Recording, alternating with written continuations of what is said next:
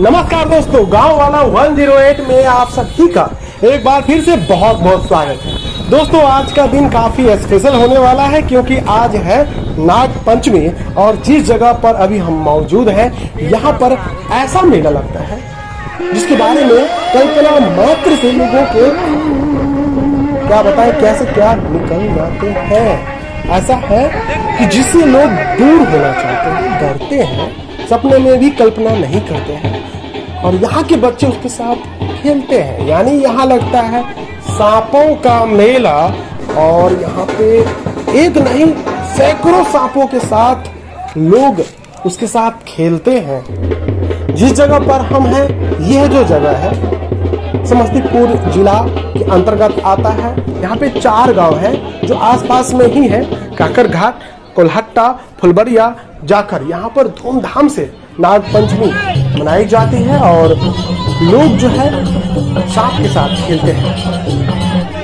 आज नाग पंचमी है। आज से 10 साल पहले सांपों का पकड़ने का सिलसिला शुरू हो जाता है और उसके दांत कहीं न कहीं या तो खट्टे कर दिए जाते हैं या तो तोड़ दिए जाते हैं और दूध पिला करके और बाकी जो भक्तिमय वाली चीजें हैं वो करके जिंदा रखा जाता है और आज के दिन उसको जो है नदी में प्रवाहित किया जाता है। इससे जुड़ी कई कथाएं हैं कि नाग पंचमी क्यों मनाया जाता है, उसके बारे में हम आपको उसके बारे में हम जिक्र करते हैं और आपको कहानी सुनाते हैं। पुरानी कथा के अनुसार प्राचीन काल में किसी गांव में एक किसान रहता था जिसके 2 पुत्र और 1 पुत्री थी। वह किसान बहुत ही मेहनत करता था। एक दिन जब रोजाना की तरह किसान हल जोत रहा था तो भूलवश उसने वहां एक नागिन के अंडों को कुचल दिया। उस नागिन यानी उस समय नागिन वहां नहीं थी, लेकिन जब वह वापस आई तो अपने अंडों को नष्ट पा करके क्रोधित हुई और तभी किसान से बदला लेने का निश्चय कर लिया। तब उस नागिन ने घर पर किसान के दोनों पुत्रों को डस लिया जिससे उनकी मृत्यु हो गई। हालांकि वह उसकी पुत्री को न डस सकी क्योंकि किसान की बेटी उस वक्त घर पर मौजूद नहीं थी। अगले दिन दोबारा जब पुत्री को डसने की मनसा से नागिन किसान के घर आई तब किसान की बेटी ने नागिन के सामने कटोरी में दूध रख दिया और माफी मांगने लगी। किसान की बेटी को माफी मांगता देख नागिन खुश हुई और उसके दोनों भाइयों को भी जिंदा कर दिया। यह घटना सावन शुक्ल पक्ष की पंचमी तिथि को हुई थी। तभी से इस दिन को नाग पंचमी के रूप में मनाया जाने लगा। और एक अन्य पुरानी कथा के अनुसार एक बार एक राजा था जिसकी पत्नी गर्भवती थी। पत्नी को फल खाने की इच्छा हुई तो उसने राजा को जंगल से लाने के लिए फल कहा। राजा करेली जंगल में तोड़ ही रहा था कि तभी वहां पर नाग देवता प्रकट हुए और राजा से बोलने लगे कि तुमने मेरी रजामंदी के बिना करेली क्यों तोड़ी। राजा ने इसके लिए नाग देवता से माफी मांगी, लेकिन उन्होंने राजा की एक न सुनी। राजा ने नाग देवता से कहा कि उसकी पत्नी गर्भवती है और वह उसे वचन देके आए हैं, इसलिए करेली लेकर के जाना चाहते हैं। नाग देवता ने राजा के सामने शर्त रखी कि वह करेली घर लेके जा सकता है, लेकिन इसके बदले में राजा की पहली संतान नाग देवता को देनी पड़ेगी। उस समय राजा को कुछ भी समझ में नहीं आया और वह नाग देवता को वादा करके घर लौट आया। घर आकर के पूरा वृत्तांत राजा ने रानी को सुनाया। फिर रानी ने एक बेटे और एक बेटी को जन्म दिया।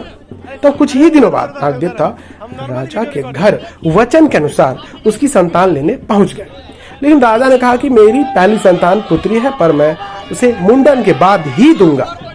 नाग देवता वहां से चले गए। फिर वह दोबारा आए तो राजा ने कहा कि मेरी पुत्री के विवाह के बाद आना तभी दूंगा। लेकिन नाग देवता ने सोचा कि बेटी के विवाह पश्चात तो बाप का उस पर से कोई हक होता ही नहीं है, इसलिए उसी समय नाग ने राजा की बेटी को ले जाने का सोच लिया। फिर एक दिन नाग देवता राजा की बेटी को उठा करके ले गए। राजा ने जैसे ही यह जाना तो दुख के कारण उसकी मृत्यु हो गई। राजा की मृत्यु के बाद पता चलने पर रानी भी शोक से मर गई। अब घर में केवल राजा का पुत्र ही बाकी था जिसको उसके रिश्तेदारों ने ही लूट लिया और भिखारियों की तरह इधर उधर भटकने लगा। एक दिन भीख मांगते हुए राजा का बेटा अपनी बहन के पास नाग के घर पहुंच गया। तब उसकी बहन ने अपने भाई को पहचान करके अपने साथ ही रख लिया। इसके बाद दोनों भाई बहन एक साथ प्रेम से रहने लगे। मान्यता है कि तभी से नाग पंचमी का त्योहार मनाया जाता है। ये जो आप नदी देख पा रहे हैं ये करेह नदी है और वर्तमान में मानसून चल रहा है तो खलखल बह रही है।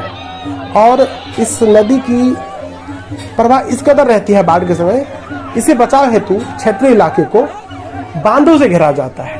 और ये जितने भी ग्रामीण क्षेत्र हैं सब के सब बांध वाले इलाके में पड़ते हैं, इसलिए बाढ़ से कहीं न कहीं सुरक्षित अपने आप को महसूस करते हैं।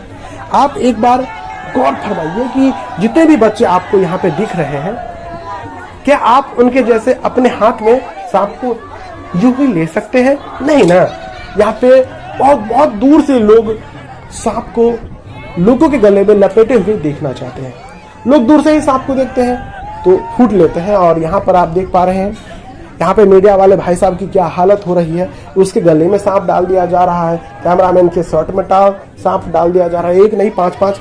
और देख के मेरी फट जा रही है, मतलब मेरा हल्लक हाथ में निकल जा रहा है। अगर हार्ट का प्रॉब्लम आपको है और मीडिया में काम कर रहे हैं, व्लॉग बना रहे हैं, तो इस क्षेत्र में कभी भी इस तरह के सिचुएशन में मत फंसिए कि आपको सांपों को गले में लेने का मतलब मजबूरी बर्दाश्त करना पड़े। और हम तो यही कहेंगे कि भैया सिचुएशन देख के समझ जाइए।